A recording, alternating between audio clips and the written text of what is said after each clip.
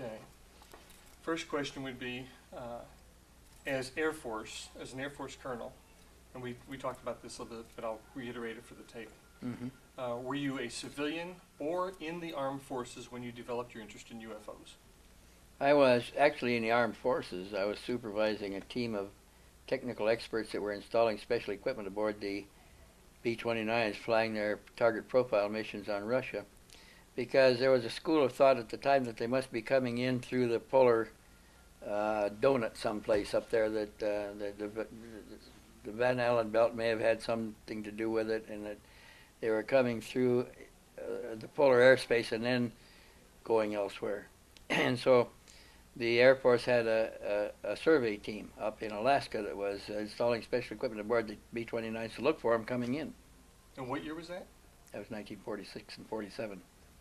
Ah, okay. There's that 1947 year again. Yeah. Okay. Okay. What exactly are the laws and policies regarding enlisted people divulging information that they may have witnessed about UFOs, and have you received any guff or retaliation from superiors about your research and investigations? Well, the whole UFO phenomena is considered a national security problem by people that manage the research effort for the government. And it's heavily compartmentized, like all intelligence operations, and only the people that have a need to know get any information in or ask any questions. The rest don't get anything.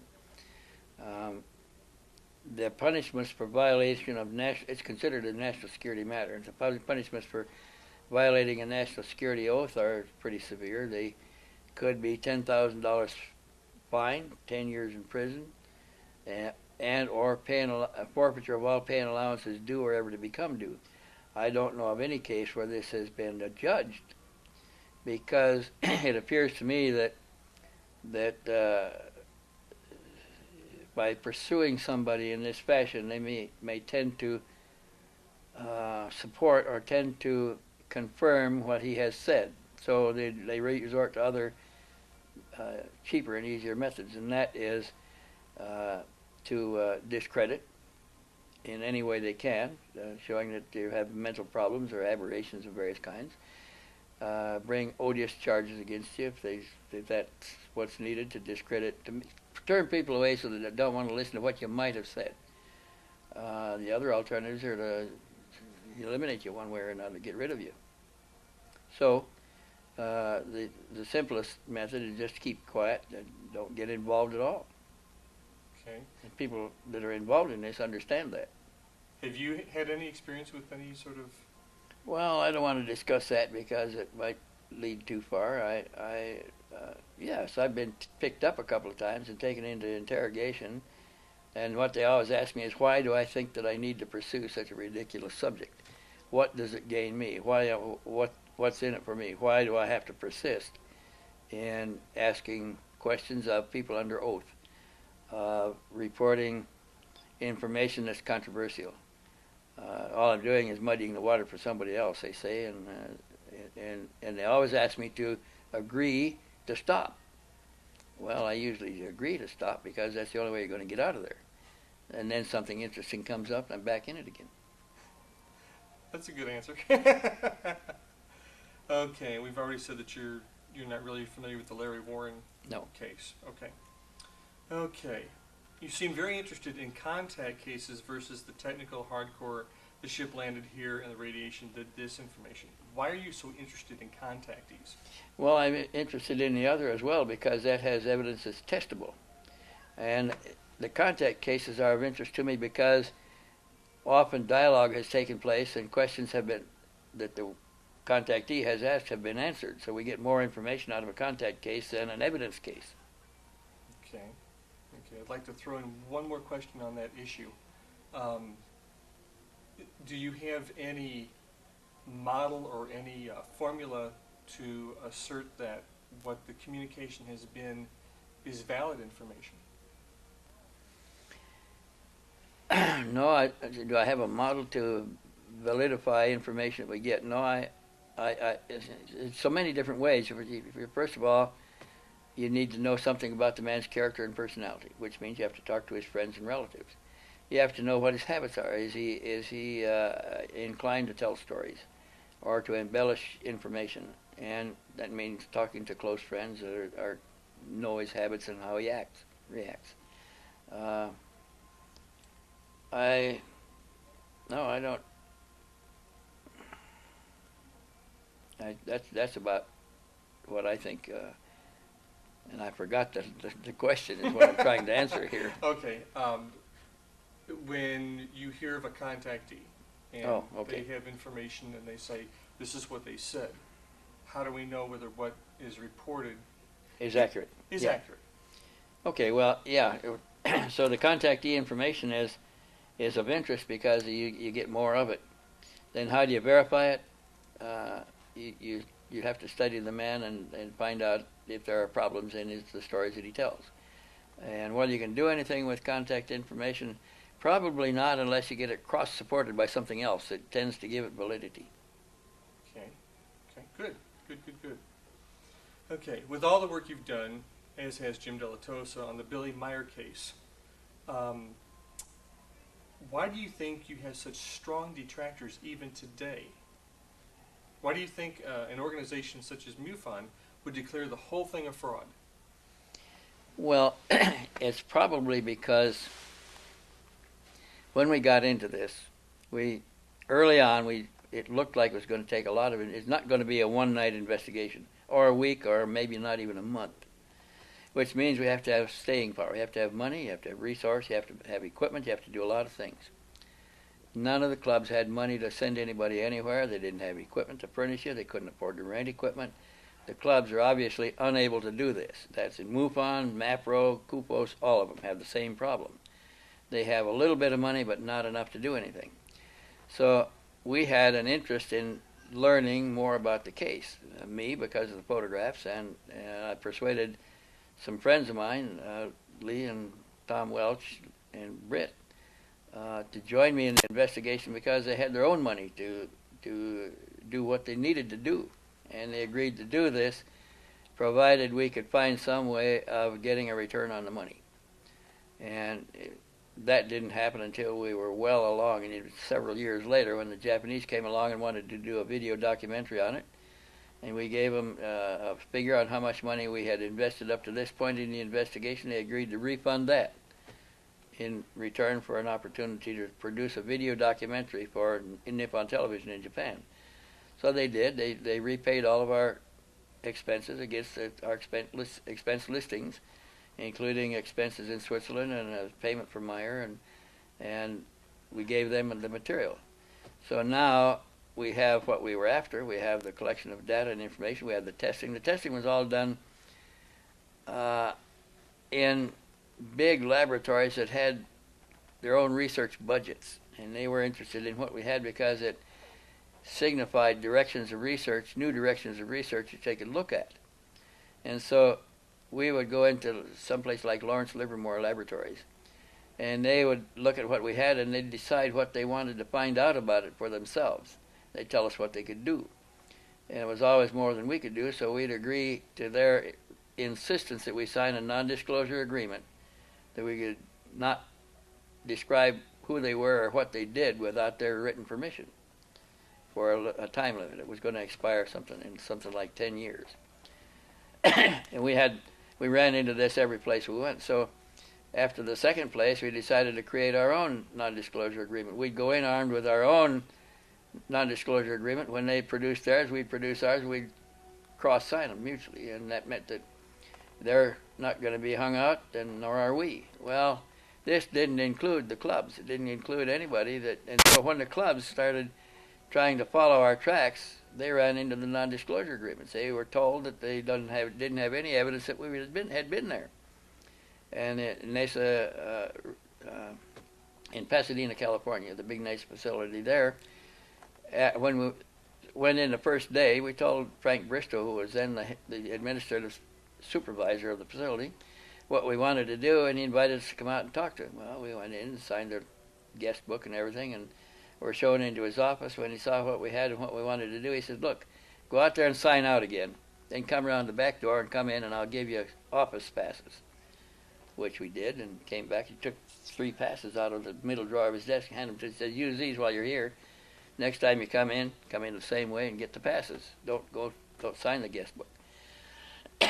This was so they could safely say that they hadn't conducted any research for us. Well, we understood that, and we were happy with that because they were agreed at the same time that they were doing this. They were going to look for new ways to analyze, but they were also going to tell us what they did, so we could go elsewhere and set up the same equipment array and do the same thing and videotape, do whatever we want to do with it, and show it as our research instead of theirs, which happened in many of the facilities we went into. When we got to De Anza Systems out in California, I think it's near Sacramento, same thing. They agreed to let us in after they closed the plant at 6 o'clock in the evening. We could come back in at 7 o'clock with their programmers, computer programmers, their software people, and they would help us try to solve some of the problems we were trying to do with computer analysis of the photographs. Inventing new techniques to do this. The techniques would belong to the company. We would pay their software technicians a tip, whatever that was. Plus, they were going to charge us $80 per hour for the cost of electricity to run the devices, to run the array of equipment, which we paid. And they copyrighted the new techniques that we learned from using this. We learned, for instance, in one of the laboratories, we learned that you can detect motion in a flat 2-dimensional still picture. And we didn't know this before. And the way you do that is we had to wait until we had computer aperture windows of 1 micron to introduce the data into the memory system. And at the time, there were very few 1 micron sets. There was some that had, a lot of them were 5 micron apertures. That makes a pretty big pixel. You can count pixels every place, but the picture is broken up by pixels at 5 microns. At 1 micron, it begins to look more like a photograph. And when we got down to 1/10 of a micron, which was state-of-the-art about 3 years into the investigation, that's where we discovered that we can pixelize the image and then count the pixels across the edges. And if an object is moving, there is such a thing as Doppler effect on visual rays, vibrations also. It's like audio rays, that there's a compression along the rim at the bow position and a stretching of the number of pixels across the rim at the aft position. So we count the pixels all around the disk. If we've got a circular or an oval image, find where they're narrowest and where they're widest, and that's the direction it's traveling. Now, the variation between the compression and the extension tells us relatively how fast. So with experience, you can learn to guess a speed that it's moving at, as well as its direction with respect to all other objects in the picture. And this was new, and the people that had the 1 micron window patented that technique. There were other things that we learned. For instance, we learned by managing filters in the computer. For this step, we had to introduce the data into the memory system through red, green, and blue filters. And we also used amber, cyan, and magenta because they do different things. We also used an infrared and ultraviolet filter, and then a full color array. Now, we can bring up the full color array and subtract with the filters. We can subtract any filter we want to, or add filters to the color picture. We found that when we got into these filter control processes, at one stage we revealed the heat plume behind a jet fighter that was making passes on one of the ships. We didn't know we could do this. The laboratory didn't know we could do it. It was a new technique. It had something to do with either subtracting or adding green filters, and it brought out the infrared side, the opposite side of the green, in the form of the heat plume, and it was even gradient. You could tell how hot it was, how close to the ship, and how it spread, the heat dissipated by distance behind the ship. Also the shape of the plume. If it's making a turn, your plume is a different shape from if it's going straight. A lot of those things were new, and we learned those in computer analysis of our photographs, and most of those companies patented their techniques to do this. They told us how they did it. We could go elsewhere and do the same thing with with somebody else's computers and videotape it, which we never had the time or money to do, but we could do that with what we learned in all of these steps. There were other steps like that too. Wow, that's fabulous. That's fabulous. Now, about the detractors of the case. Well, okay, because we knew they didn't have any money and couldn't help us, everybody wanted us to bring the case to them. APRO, first of all, wanted it. They wanted them to be the managers of the investigation. We were going to have to pay our way and do the investigation, but they wanted to release the information. Well, we didn't want them to, because that's not going to get us a return on our investment. We're spending a lot of money. And when MUFON wanted more information, we had to tell them that we already have an investigative team. We don't need MUFON investigators. They would have to go over everything that we had done already and do it again. And one time we were at the house in Switzerland when a man came up from Germany, another member subscriber that MUFON had sent to Schmidt-Ruti to investigate the case for them. He's not a trained investigator. He didn't. He came up. He subscribed to the journal, and he came up and he said that he announced that he was there to investigate the case for MUFON. We're at the house, and they come in and say, "Did we know that a MUFON investigator was there to investigate the case?" We said, "No, but what does he want?" And he said, "Well, he wants to see the pictures. He wants to ask a lot of questions." We said, "Well, go ahead, show him the pictures. How many questions does he want to ask? Does he want to take up an hour, a day, 10 days, a week, a month, what?" And they went out, and he didn't know what he wanted to do. He wanted to see the album first, and when the women had to go back in the house to resume their duties, they left him out on a patio with the album. He took out his camera and started shooting pictures out of the album, through the plastic in the album, holding it by hand with no proper light or anything else. And those pictures, when he developed them out, got his images, he sent them to Ground Saucer Watch to test. Well, the images in the albums were third or fourth generation already. They're fifth and sixth generation by the time he shoots them, gets a negative, and makes a print from that through plastic, and he sends those to Ground Saucer Watch to test. Well, we already knew that they're not going to pass anything because Ground Saucer didn't have a system for testing pictures. They said they had one, but the system that they were using was a 4-step system that didn't tell them anything. They used it to explain how they analyzed photographs with computers and determined whether they were large objects at a distance or models on a string. But the steps they used wouldn't tell them any of that. They had pixelization, which means reducing it to squares. That doesn't tell you anything. They had color temperature. It passes through a color where you assign colors to various temperature ranges. You can take a range and assign blue, red, green, purple, whatever that is, for different parts, different degrees of color, different temperatures, intensities of color. That's what they call color imaging or color profiling. And that doesn't tell you anything. You can look at the picture and get the same thing. It's brighter here than it is there. But here you get an image of the brightness. And there you get an image of the less brightness. So that didn't tell them anything. It didn't tell them anything about size. Another one was to pass a cursor line. That was the third step, was run a cursor through the image. That's a straight line. And that's supposed to give you a relative profile of the object based on its light values.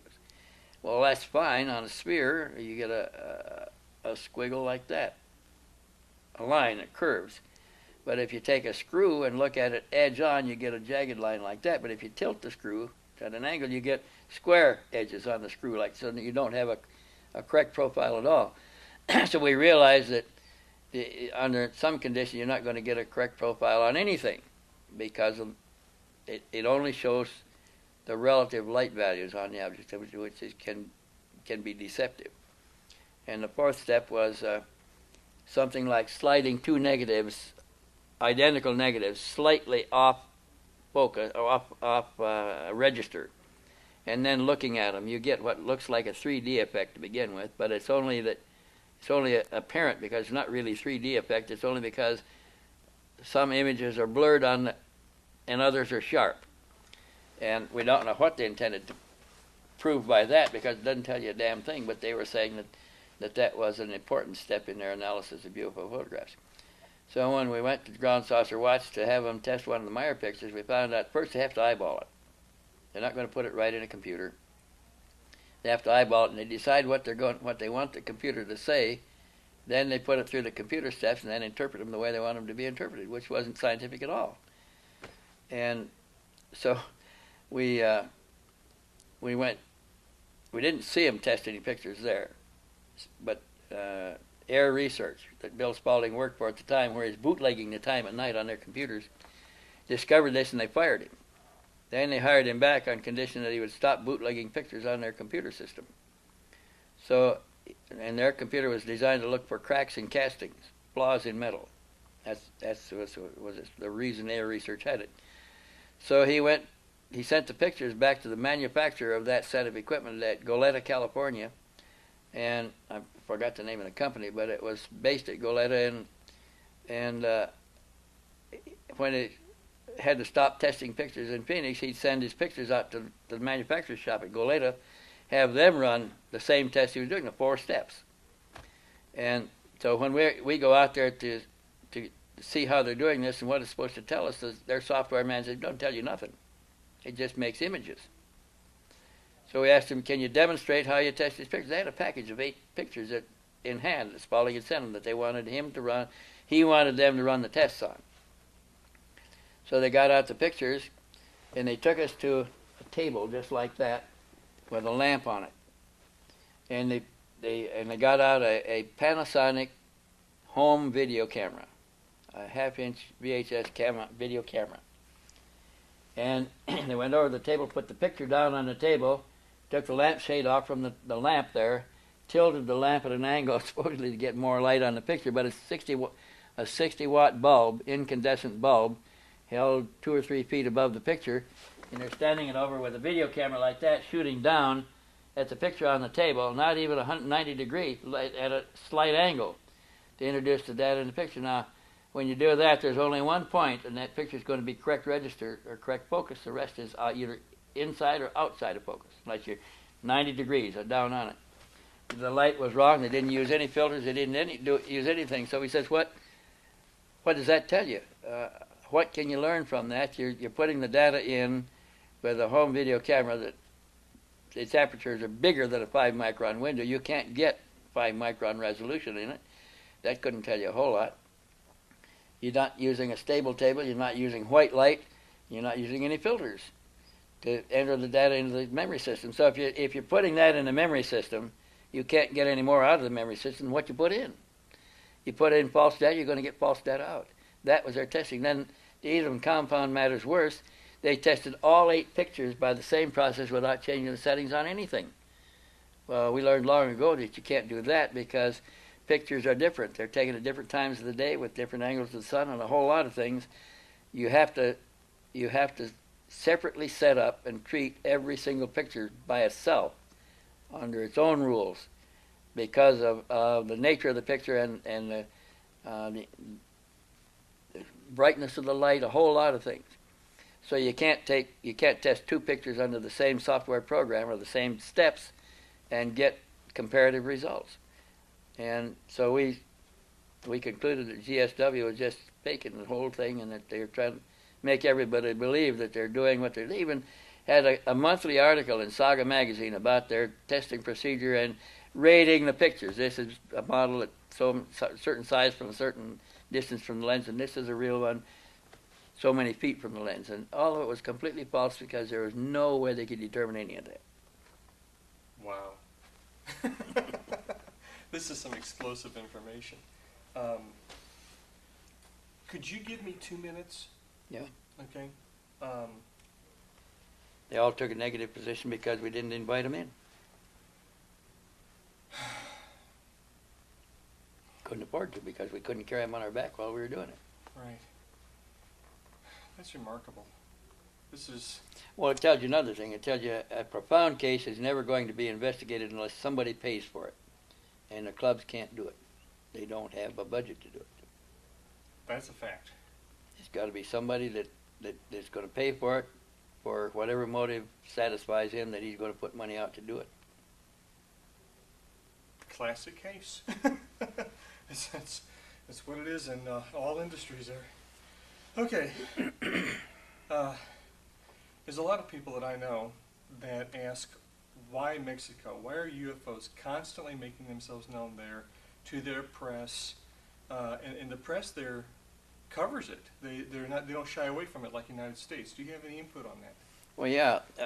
I don't, first of all, from my point of view, the rate and incidence of sighting is probably pretty common all over the world, covering the oceans in the Arctic area, everything, the Sahara Desert. There's just as much activity going on where there are no witnesses as where there are lots of witnesses. So that being the case, Mexico, as opposed to the United States, began publishing the reports when it all started. The wave of activity started down there with the solar eclipse. There was activity before that, but it wasn't being treated in the papers the way it was beginning with the solar eclipse and after. When the stories are being carried on the front pages of the papers, people who had sightings were more inclined to report the sightings to the news media, to the people. And so more would appear in the papers, and the more that appeared, the more people were willing to report. So the situation down there now is such that most Mexicans are looking up, and they have video cameras, and they're taking pictures, and they report them to the radio stations and news media, the UFO clubs and magazines down there more willingly than we do here. Here, when we report a case, it's usually filtered by whoever they report it to several times. The club says, well, that's too far out, that's not what we understand. We're not going to deal with this, and let the woo-woo people have it. The woo-woo people pick it up, and they say, well, it's too tame for us. We let somebody else deal with it. It does not get in the newspapers. The best cases don't get in the newspapers. And I'll give you a good example.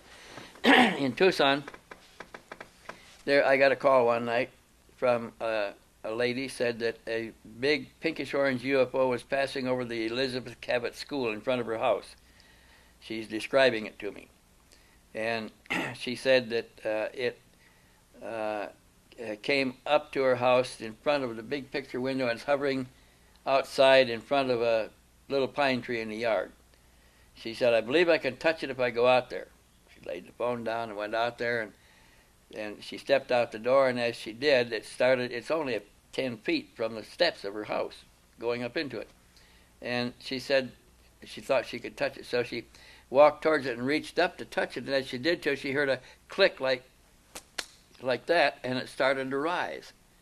And when she got there to raise her hand, it was just out of reach, just out of fingertip reach. And there was a little man sitting inside. He looked like the Michelin Man in the advertisements. He had a ribbed spacesuit on. He's sitting on what looks like a bicycle seat fastened to the back of a capsule, shaped just like a medicine capsule. And half of it is transparent, and the other half is opaque. Opaque tops and bottoms to the curve, to the domes on top and bottom of the capsule. And he's got a control in each hand that's fastened to the wall, and he's controlling the ship with the controls in his hands. He turns it, he makes it go up or down, rise or descend, and he's in here, and he's looking down at her in front of him there, and then he works the controls, and the ship slowly turns until he's facing away, and then he starts to ascend at about a 45-degree angle, and slowly climbed out of sight. Now, that's what she saw. Her granddaughter, who was sitting on the sofa in the living room in front of the picture window, when she called the grandmother's attention to it, saw it as a pinkish-orange football of light coming across the desert just above the desert scrub, came up to the Elizabeth Cabot School, raised up over the fence, down inside, up to the side of the school, up the wall and over the roof, down the other side of the school into the playground, circled some monkey bars out there, and then raised up over another playground device and down to ground level and up to the fence and over the fence and down into the street and up to her house. So it was, and at that stage it was accompanied by what the granddaughter thought was a bunch of small helicopters. And they thought they were helicopters because they made a noise like helicopter blades.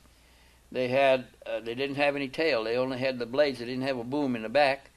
They had a red light in the cabin that was pulsating. When the light was bright, you couldn't see anything but the light. When it dimmed down, you could see like bars, and it was like it was behind windows in a little cabin. Then it would pulse bright again. And they were flying all around, helter-skelter, around the capsule. And when it flew away, ascended, they were all flying around it as it flew away. So I called the news people and said, what was going on. I told them to meet me down there. It's still going on. If you get down there, you'll at least get hot eyewitnesses, and you might get there in time. So I drove over there. I got there in time to see it climbing away in the distance. And they came half an hour later, and it's all over with. And they said, oh, it's over with now. There's no point in interviewing the witnesses. And they talked to a few people, didn't make any notes, they film anything, didn't make any recordings. Nothing appeared in television. Nothing appeared in the newspapers. And there were 30 witnesses standing out in the street, all around, neighbors that lived all around the place, facing the schoolyard, right there on the same street. And they didn't take witness statements. I was the only one that took witness statements. I was the only one that got sketches from different people from different angles of elevation, measurement, speeds, colors, motions, all those sort of things. I copied, wrote them down, and I made a report for APRO. APRO put it in their files because nobody else is going to report it. To this day, that's never been reported in any media. My report was in the files. I got a copy of that report. But that's what happens to most UFO cases. Even if they're very profound cases that involve a lot of people, they just die on a vine because nobody wants to pursue it. Along that same line, I've heard various what's the term, conspiracy theories that the media is being controlled. Do you think that was the situation, or do you think that media people just... No, I don't think they're being controlled. I was told once by an editor that we don't consider that kind of stuff newsworthy. I would consider it very newsworthy because the stories are fascinating to me, but he says it's not considered newsworthy so they don't waste paper space on it. And in my own mind, I've got to believe that somebody in the media level above the newspapers, at some regulatory level, they say that crap's not newsworthy, don't waste your paper on it. We're not going to carry it on the news wires, and it's foolishness. I'll be darned. That's amazing. In Mexico, they don't do that. In Mexico, they report the story, and it stimulates other people to report stories that they have had that they were afraid to talk about before that. And that's pretty much standard around the world, isn't it, other than the United States? Yeah, and you know, an interesting thing, there was a time when a fifth of the world's area and a fifth of the world's population was closed off from the rest of the known world. That was China. That's from 1947 to 1979. The bamboo curtain was down. They didn't let anything in, and they didn't let anything out. So we didn't have any access to cases inside of China. And we didn't have a whole lot of feedback from Russia. That's another big area there. We didn't have anything coming out of India. But for the Western world, Europe and North America and South America and Australia, we had case reports, and we could measure the activity versus the population density there, which gave us an indication of how many people there were to perceive. And the greater the population density, the more sightings there were, more people looking up. So in those days, we had to calculate by extrapolation what the world incidence of UFO events was. And they took the known number of events for the known area of the world that were on record, multiplied it by the unknown area of the world, applied that factor, and then multiplied that by 10, because all the researchers were getting an indication that 1 out of 10 people having experience reported it to anybody. The rest kept silent. So they arrived at 70,000 events per year over the surface of this planet.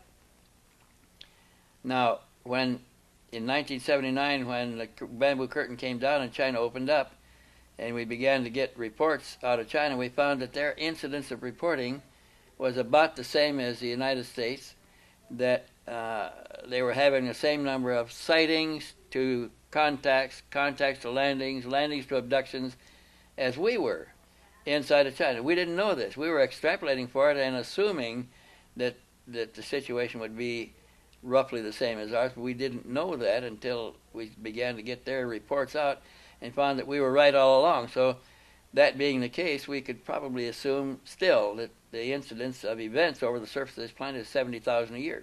That's a lot of contacts, a lot of events. And it appears to me that it hasn't changed a whole lot over time, that it has apparently increased because we have better reporting and more people feel free to report.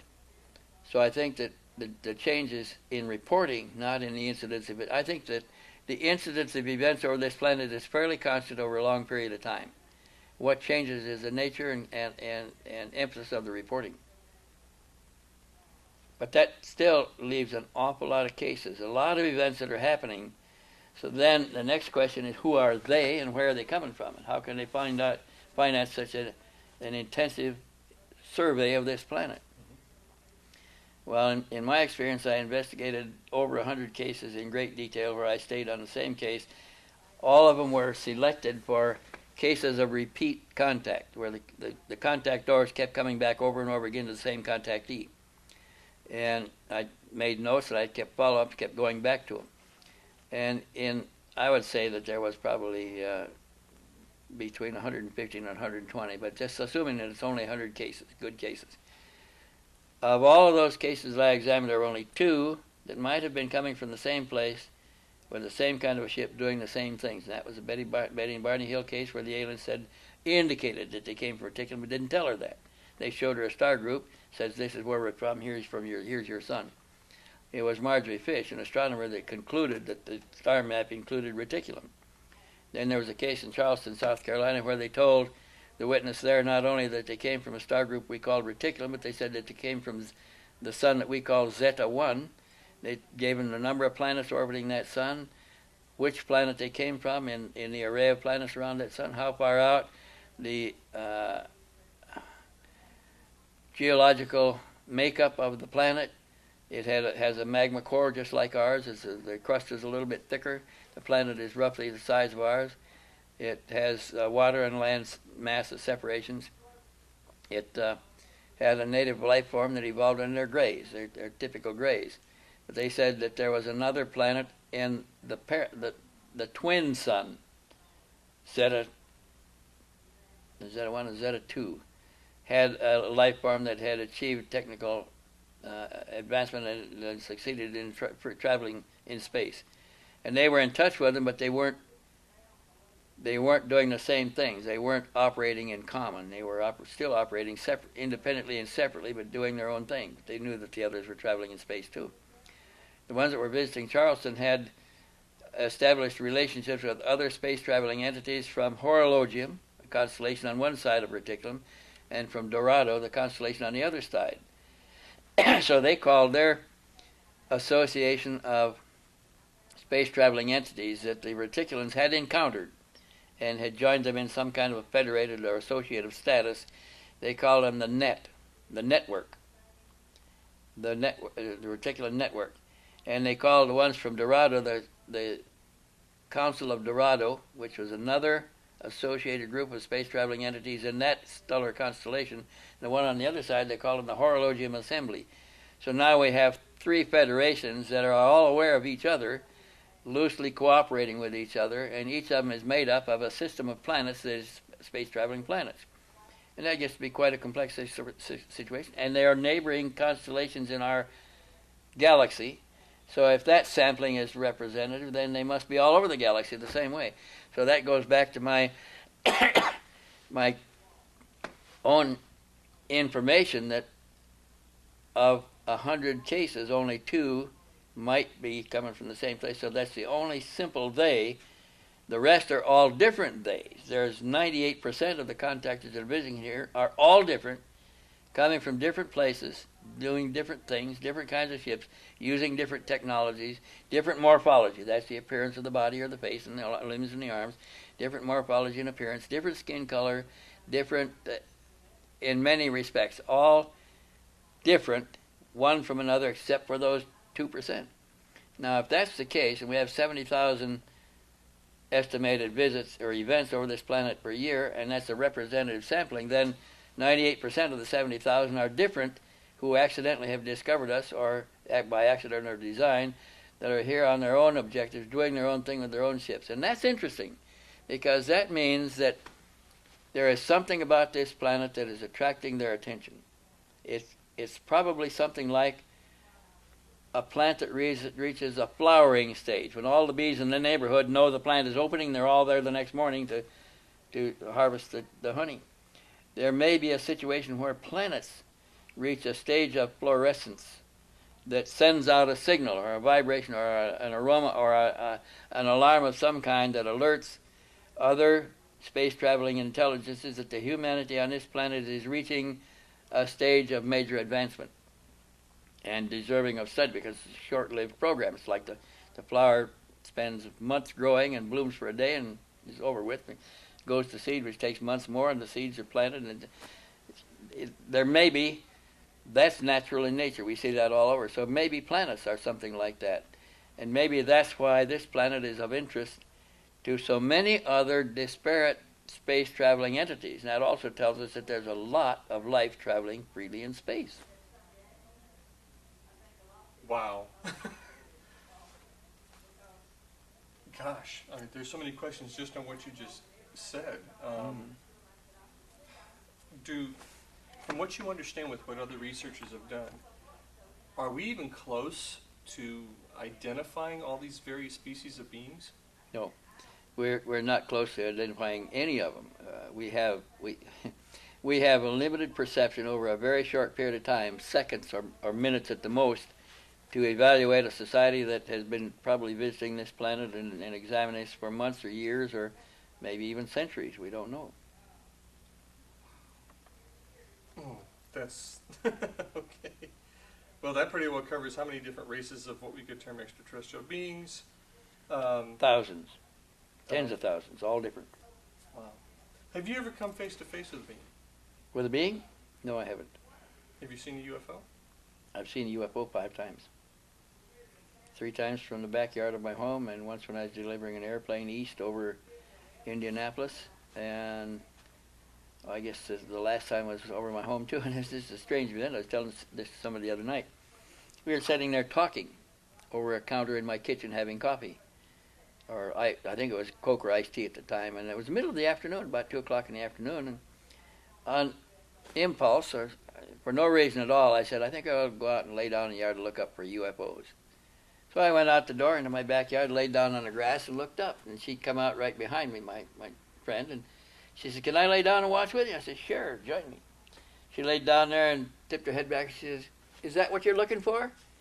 And I looked up, and sure enough, approaching from the west at an elevation just above a low scud cloud level, a low thin cloud level, we could see the UFO through the clouds when it was behind the clouds quite clearly, but then it would come to an open space between the clouds, and it was brilliant, like an arc welder's light. It was a fluorescent green color, and it was kind of sparkling, but not to any substantial degree. But it was moving in a steady speed from west to east, passing behind the clouds there, the low, thin clouds, was approaching the roof line of the house, and she jumped up and says, I'm going to go out the other side and watch it come out beyond the roof line. So she did. It disappeared from my sight, and I stayed there.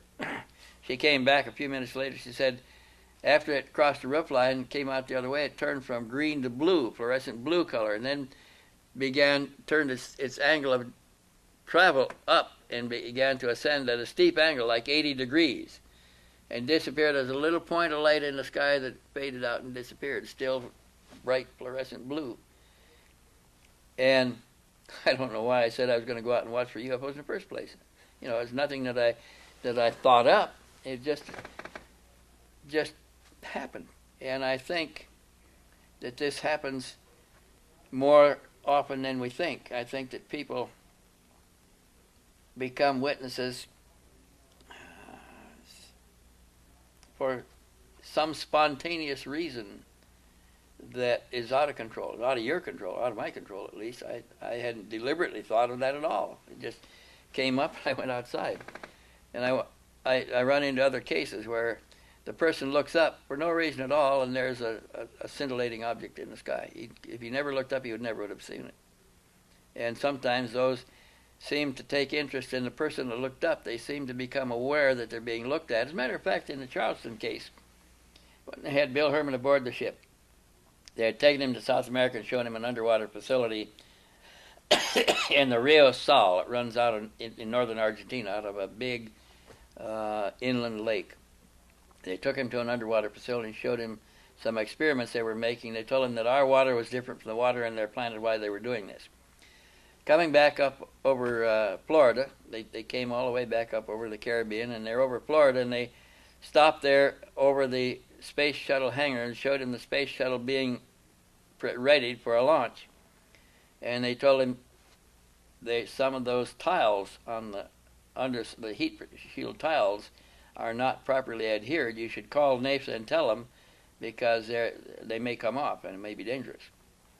So he called them when he got home and told them, and they listened to him, but they didn't change the tiles, and some of them burned off on that next flight. That was of interest. But as they're leaving the space hangar, moving slowly up the coast towards Charleston, South Carolina, his escort on the ship tapped him on the shoulder and said, "We're being observed. Look." And he adjusted the dials on the viewing screen in front of him and showed a car stopped on the highway from Florida into South Carolina. There, I think it's in Georgia, it's in between there. Car stopped on the highway with a woman outside of the car looking up. And behind it was another car that had stopped behind her with two men in the car. One had gotten out, was looking up. The second one was lying down in the back seat of the car trying to look out through a window that he had rolled down. And the being on the ship says, "Watch." And he did something, probably turned up the brightness of the glow, because the woman's mouth came open. They had zoomed in, they had her whole face on the screen. Her mouth came open, her eyes got scared. She ran around the car, jerked open the driver's door, jumped in, and pushed her hands down on the locks on both sides like that. And the escort turned to Mr. Herman. He says, "A futile gesture if we wanted to close observe," or whatever they called it, abduction.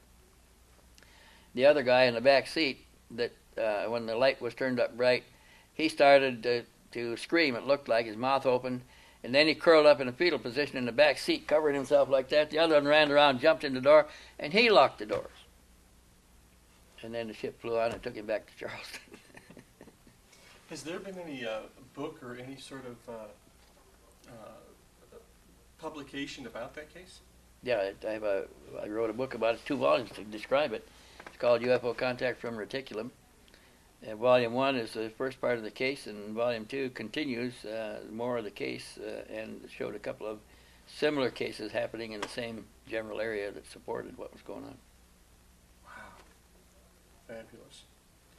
There's paintings and sketches in the book, too, paintings by an artist to show some of the scenes, and sketches made by the witness himself of the interior of the control cabin, devices, control devices, instrumental devices aboard the ship, their power unit, their navigational console, what it looked like, and what the display on the navigational console looked like.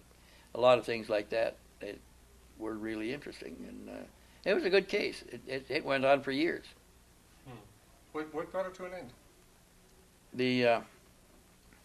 The witness and his wife were born-again Christians in the Southern Baptist Conference Church. And when he began having the contacts, he first saw the craft a number of times, and then it came closer and closer, and then it came so close he could have thrown a rock and hit it. Then, at some point shortly after that, it was out there. A neighbor had come to the house to borrow some sugar from his wife, and the ship was out over the neighbor's head when she opened the door. She said, "Bill, your friend is out here," and he came and looked. He said, "By golly, it is. I believe I'll get a jacket on and go out and take a closer look." So he put a jacket on, took his binoculars, and walked out of the house. There's a trailer home right along the railroad track there, down the ditch and up onto the railroad track, which is elevated to near treetop level, and you could see well from the railroad elevation, looking down the tracks and down the Ashley River there, and he could see the object quite clearly through his binoculars. And it dropped like it lost control and crashed. He thought it had crashed. He was trying to refocus the binoculars like that to look at the crash in the water of the river when it zoomed in and filled the sky just like that in front of him. He thought it was going to hit him. He shied back and lost it, caught his foot on the rail of the railroad track, began to fall. He put his hand down to arrest his fall, didn't touch anything, and he looked down, and he's not falling, he's rising. He was in a blue beam of light and went aboard the ship.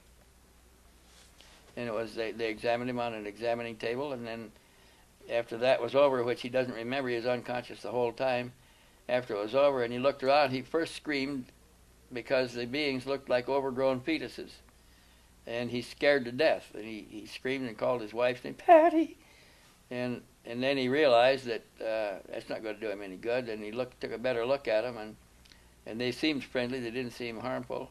And one of them motioned for him to get off the examining table and put a finger on his shoulder to help him up like that, sort of. Then they invited him to follow him around the ship, and they showed him things, control room, the power unit, the navigation room, let him ask questions, answered the questions in detail. He heard their communication, their answers in surround sound, like quad sound.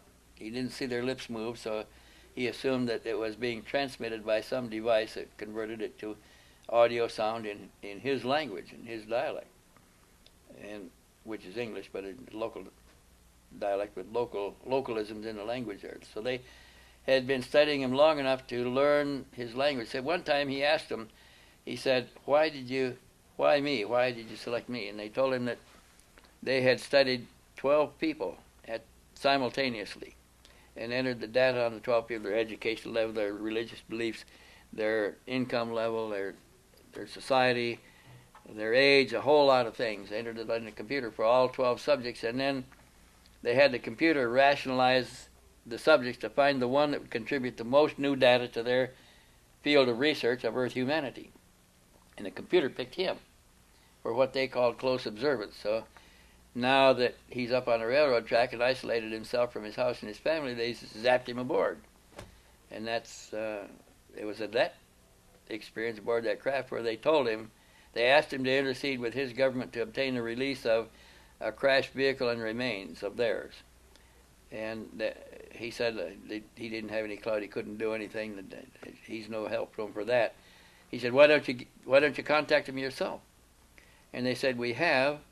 And they tried to capture the emissary first. He successfully escaped there, successfully got to his ship, got in the ship and got off the ground, and they pursued him with fighters and shot rockets and bullets at him. They said, they're too hostile, we can't deal with them. We were hoping you could give us some help here, help us get some understanding. So he said, well, how did you lose the ships? And they said, well, they had lost them in the western part of your land, they said to him, which would be the western part of the United States. And they said that if they first thought it was a hostile action, and they had called for a meeting of other space-traveling entities observing this planet to consult on the form retaliation should take. Can you imagine what kind of retaliation they could lay on us? So while they're gathering for the conference, they've got picket ships watching this weapon, and it was running in a circle all the time. Then it would go out of service for a time, then it could come on, run in a circle again. It wasn't homing in on anything, so they concluded that it was not a weapon, that it was something else. It turned out to be the high-energy research radar that we were experimenting with on Mount Telluride when we were trying to extend the radius from 100 feet to 200 feet. You see, the first radars around military installations only had a radius of 25 miles. Then when we improved the radar for the Navy, for ships at sea, and also for commercial airports, we extended it to 50 miles. Now, in sphere economics, or sphere mathematics, you have to increase the power by squares to get the same radiation around a sphere. If you go out twice the distance, you have to increase the power by squares. So to go from 50 to 100 feet, they had to square it again, and from 100 feet to 200 feet, they had to square it again. So it was the power squared 4 times, and that was so powerful that it was killing flocks of birds in flight and rabbits in mid-jump, and also when it also had a lock-on capability, so they could track an object in the sky. And the aliens discovered that when this locked onto their craft and stayed locked on for 90 seconds or more, it cooked out the computer system, melted down parts of the computer system, and the craft would go out of control and crash. And they lost several of their vehicles, but other alien entities lost vehicles to the same thing in the western part of the United States. And this was all in 1947 when that research was being carried out. Included the first crash on the 1st of June at west of Socorro, which was the Santilli autopsy film crash, and included crashes for another 2 years until they they decided that the equipment was too dangerous, and they took it out of service and designed an entirely new system with less harmful range, beam, less harmful vibrations, frequencies. Was any part of the decision to do that based on what happened with this craft? No, I don't think that was put together until 20 years later. Wow. Okay, we've got videotape of an alien. Apparently, I don't know if you took a look at that. The alien autopsy, the alien creature, the Victor video. The which? Someone named Victor. Victor, okay, yeah. That's the little creature that was brought into Area 51 command post for them to show him off, and he appeared to die in the interview. Okay. What is it about this particular tape that makes you believe it's real? Well, personally, I think it's real because, first of all, because of the way it was done. Yeah, he's obviously brought into a command post arrangement with a big table in the middle of the room, which he's seated at the end of it. The room is shrouded, and the reason given is because he seemed to be sensitive to light. It seemed to be painful to him, so they shrouded the room to give him some comfort. They didn't use bright lights for the same reason in shooting it, but they got him there going to show him off to staff officers. And somebody says, we better get a cameraman over here. So they call the photo lab and say, send a cameraman over to the command post. The guy in the photo lab that takes the call may not be the shop chief, could be anybody there. He turns, looks around the shop to see who's doing the least. Says, hey, Joe, grab a camera and go over to the command post. They need a cameraman over there. So that guy goes to the shelf and takes the camera off, checks to see it's got film in it, and proceeds to the command post. He's not carrying any filters or lights or any equipment because he's just going over to the command post, responding to an order. Bring a camera and come over to the command post. When he gets there, he finds that the room is too dark, but he's not concerned about that. They want him to shoot the creature that's being displayed. So he doesn't have a tripod, he doesn't have lights, he doesn't have filters, he doesn't have anything, he just starts shooting. That's about what you saw. Amateur film footage of an alien creature in the dark. That's the way I think it would really happen, because that's my experience in the military. They're not that well prepared for something like this. And Victor, who had control of the tape long enough to make a copy of it, always thought that he had his big deal, his big opportunity. Someday it would be worth some money. And he made his copy and managed to get away with it for years. And finally he reached a point where he thought it was safe to do something with it. That's why he obscured his identity. And I think he not only protected his identity, but he went through a couple of intermediaries also, so that his identity is clouded by the intermediaries' identities. And he would have to protect himself in depth, because when they find out who he was, he has stolen classified material. And that's a very serious offense. And they may have discovered him by now, and they may have taken their justice with him. In a case like his, I think it would be quite severe, because they don't want other people to copy it, to think he's getting away with it, and try to do the same thing. So it winds up on TV. Well, what happened is the intermediaries got to somebody in the media industry, and they took a look at it, and they had their experts look at it. First was Warner Brothers, I think. Warner Brothers says, oh, this is a poor fake. They're not in touch with Victor, they're only in touch with an intermediary. Says you can't identify the owner of the footage. So Warner Brothers passes on it. They said, this we're not buying this pig in a poke. They took it to several other studios, and they finally got it to Fox Studio, and Fox Studio decided to do something with it, but they're not going to pay for it because they can't test it. They're not going to be able to keep the footage. They're only being shown the footage. Nobody will let them have it. They want to sell them a copy. They don't want to give them the original. And Fox decided to show a piece of it anyway. They only showed 6 seconds of it. There's more footage. There's about 4 minutes to the whole sequence. So, well, I won't go into that. That's basically what happened to that. Okay. Okay. The Oscar Walton case. Okay, we published that in our first or second issue of UFO Journal of Facts, and all we ever had was Forrest Crawford's report. We never had any more than that to work from. We never met the guy. We didn't have any follow-up. All we had was Crawford's report, and that's what we published. Okay. Did you personally have any intuition or feeling about the case? None. None. Okay. Okay. What are your thoughts on Colonel Corso's book, Day After Roswell? Well, when I read it, it sounded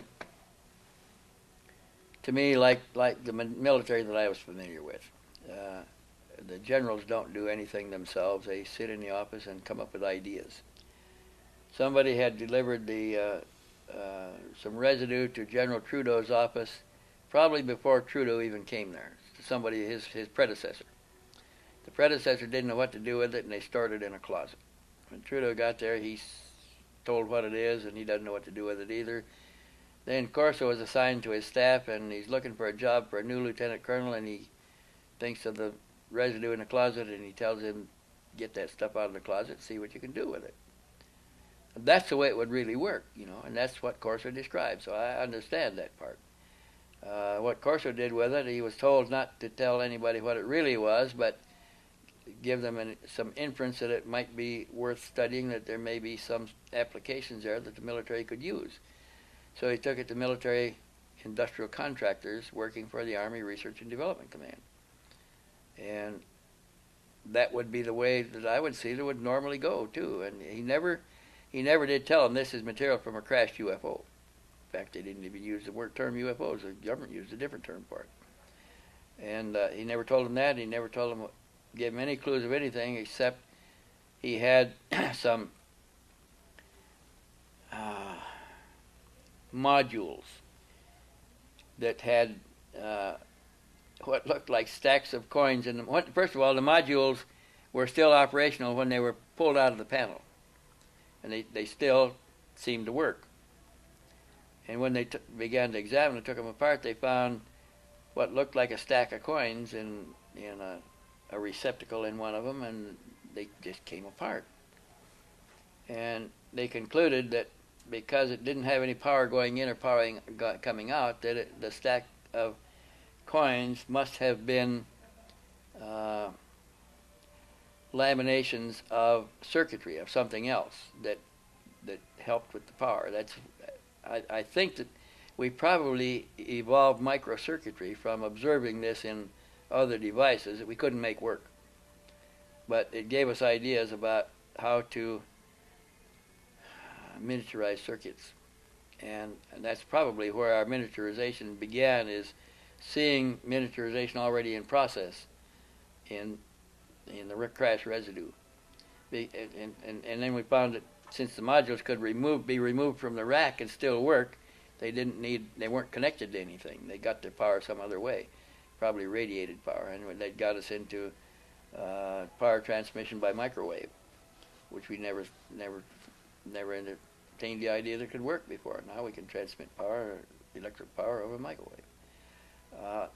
A lot of those things, to me, look like they might have been innovations that resulted from somebody else studying components of a device that worked for still somebody else, an alien society, that we didn't understand. But it gave us directions for research to take to try to find simpler ways of doing things. So I think that the Corso story is legitimate. I think he only had one piece of the elephant, though. I think that he had residue from one crash. He didn't have all the residue the government's got. He had a little bit. He was doing the best he could with what he had. He made some progress at it, but others had other residue, taking it elsewhere for other things. I think somebody in Microsoft not too long ago said that Bill Gates admitted that some of the ideas came from an observation of alien material in the hands of somebody that he knew or knew of. And he has a personal interest in UFOs as a result of it. He collects UFO material. Did you know Colonel Corso? Not personally. I met him twice on speaking platforms. There was one other question I had about that.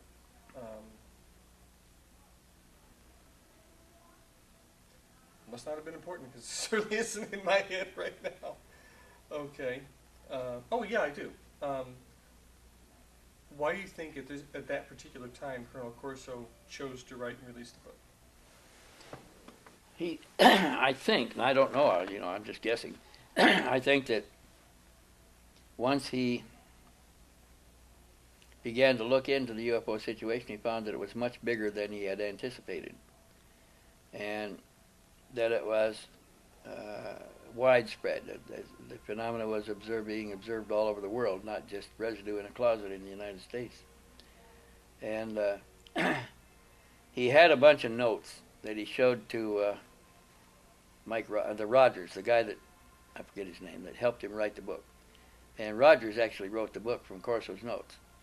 And when the book came out, it didn't say exactly what Corso wanted it to say or thought it was going to say, because it was Rogers' book after he took the notes and wrote it to his satisfaction, to satisfy his understanding of what Corso was doing. So there was a falling out between the guy that wrote the book and Corso over the details. And so the guy proceeded without Corso, and he didn't pay him or anything else for it after that, because they weren't getting along. And Corso, he thought he considered it his book and Corso's information. Corso considered the whole thing his book, and the other guy was only a facilitator to do the writing. And Corso was working on a second book, but he died before he could do anything with it. I understand Colonel Corso has a son. Yeah, the son has the material. The son said he's not going to release it. Darn. Okay. The final question. You have served your country all the way to the level of colonel. Very prestigious. What do you see happening in ufology in the next century? Will the average person find themselves dealing or having to deal with a blatant coexistence with any extraterrestrials? Well, I've given that a lot of thought, and I don't see that much of a change. What I see changing is the reporting. The incidence of events is fairly constant over a long period of time, thousands of years. There were so many UFO contacts in India 8,000 years ago that they resorted to classification of the UFOs by birds' names. They had stork Vimanas, goose Vimanas, duck Vimanas, pheasant Vimanas, all different classifications of extraterrestrial vehicles visiting India. That was because India was a civilized country at the time and had communications and was making records and things like that. Other parts of the world were less advanced, weren't making records and didn't keep records. They probably being visited just as much as the Indians in India, but it wasn't going anywhere because there was nobody making records of it or keeping the records historically. There was another time after that in China when the Chinese were a Chinese emperor had ambassadors from the stars in his court. And those ambassadors supposedly came from the Seven Sisters, from the Pleiades. Those ambassadors to the court took a court officer and his wife on a trip with them to show them the Earth from space, and took them close to the moon to show them the moon close up. They brought them back to China. And their description of their departure from Earth and their approach to the moon was almost exactly what our astronauts described. They described the appearance of the Earth withdrawing in space and the appearance of the moon as it approached. They found the moon heavily cratered, no clouds around it, bright, reflecting on one side and dark on another. Their description was very close to our astronauts' descriptions, and that was 4,000 years ago. And those ambassadors from the stars were coming and going frequently in that society until a succeeding emperor says the people were paying more attention to the visitors than they were to the emperor. That emperor ordered all relations with the astronauts severed. He prohibited them from returning. He killed people that trafficked with carried out relationships with the the visitors, the aliens, until they finally suppressed the whole movement and it stopped. The aliens quit coming back to China. Doesn't mean they weren't coming back someplace else in the world, but China was the only one keeping records at the time. Wow. Is there anything that you would like to put out to the public? I mean, as far as opinions, thoughts, something that you would like, that you think the public should know? Well, only that there's no simple way and no simple answer to any of this, because it appears to me to be a highly complex situation, that we are being visited by a vast amount of alien extraterrestrial intelligence that has taken an interest in us for some reason, that they don't, in a broad sense, don't mean any harm. We don't have anything they want. They don't want our planet. They don't want our resources. They don't want our people. They don't want to conquer us. They are, in almost every case where the question is asked, what are you doing here? The answer is always, we are studying and reporting. We study your planet, the life systems and coexistence evolution on your planet, and we report this back to our parent society.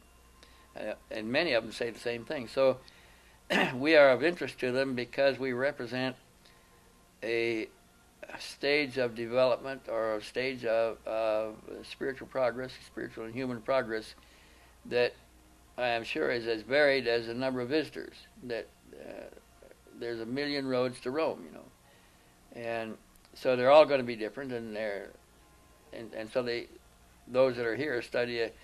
They carry out a program of study and evaluation, and they don't seem to see Earth humanity as the apex of creation on this planet. They see human life as one more coexistent life stream in simultaneous evolution on this planetary body, and they don't see us as gods any more than we see them as gods.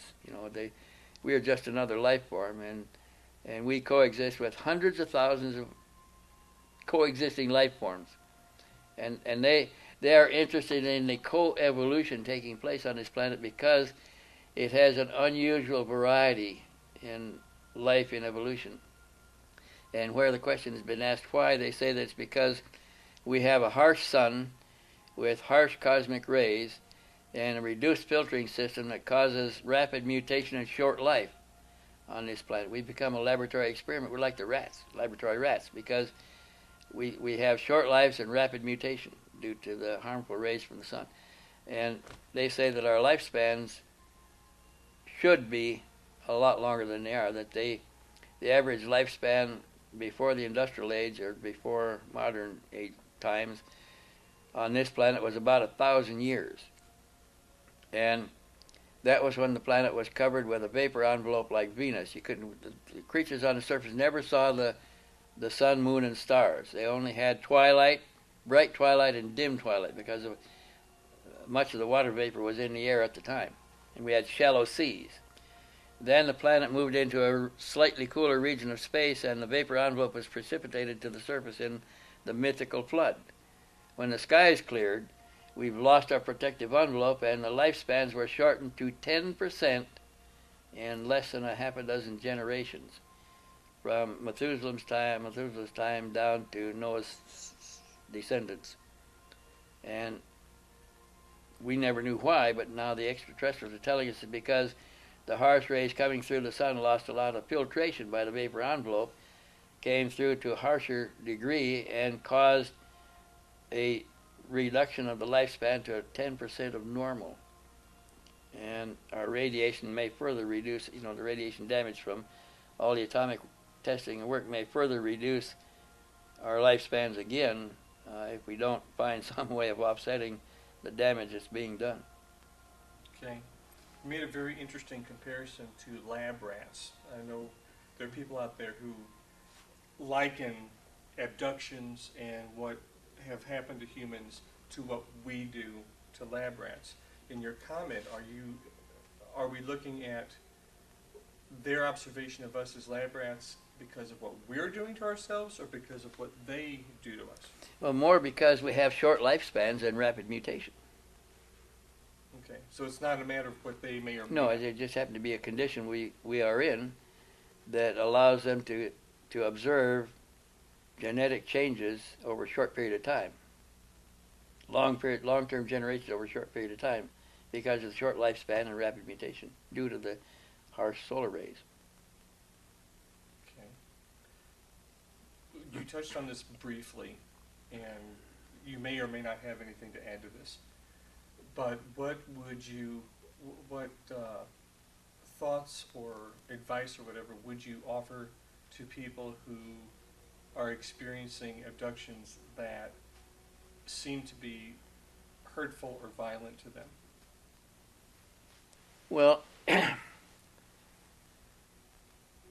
in my view, we're being visited by good alien entities and bad alien entities. Even some very bad ones and some very good ones. But most of them are shades of gray in between.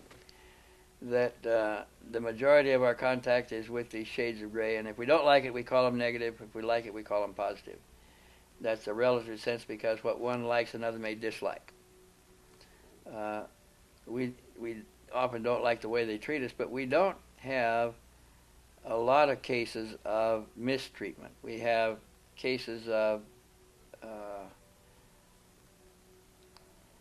not the degree of respect for our feelings and our ideas and our life that we would like them to have. But then if you turn around and look at it from the other side, and we have discovered a life form on a neighboring planet, and we're traveling to that planet, and they're different from us. Let's say that they're giant ants. Are we going to treat them as humans, or are we going to treat them as ants? And We're going to treat them as ants. probably. We'll pull a few apart to see what makes them tick. So there's going to be some out there that are going to treat us that way, very likely. We may be a very low order compared to them, and we may be so different that they don't consider us equal to them in any respect, that we may be like we would consider an ant, for instance. Okay. I think that'll do it. Better get back to my table. Okay. Yes, sir. Thank you.